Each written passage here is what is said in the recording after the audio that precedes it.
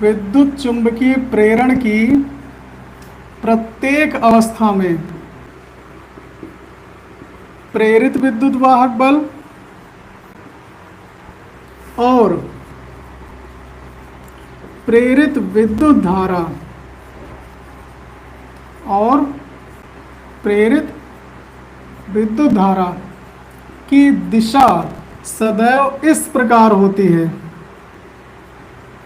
सदैव इस प्रकार होती है कि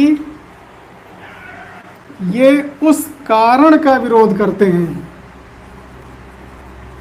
ये उस कारण का विरोध करते हैं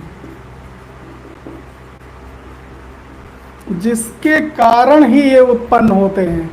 बात समझ में आई? ये उस कारण का विरोध करते हैं जिसके कारण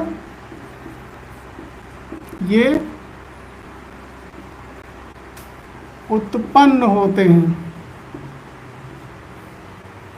ठीक, इसे फैराडे का विद्युत चुंबकीय प्रेरण संबंधी द्वितीय नियम कहते हैं और इसे लेंज का नियम भी कहते हैं।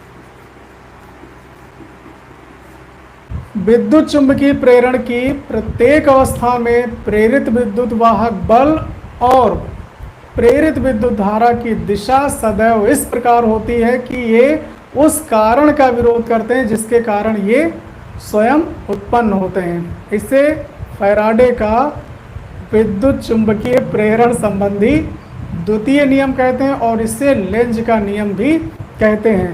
ठीक, तो जहां भी हमें प्रेरित विद्युत धारा की दिशा ज्ञात करनी होगी तो हम इस नियम का प्रयोग वहां पर कर सकते हैं। तो प्रेरित विद्युत धारा की दिशा ज्ञात करने का एक नियम भी आपको पता चल गया। एक नियम है ये लेंज का नियम, इसके द्वारा हम प्रेरित विद्युत धारा की दिशा को ज्ञात करेंगे जब जरूरत पड़ेगी तब। और अगर नहीं कर पा रहे हैं तो एक और नियम है जिसके द्वारा हम प्रेरित विद्युत धारा की दिशा को ज्ञात करते हैं और वो है फ्लेमिंग के दाएं हाथ का नियम।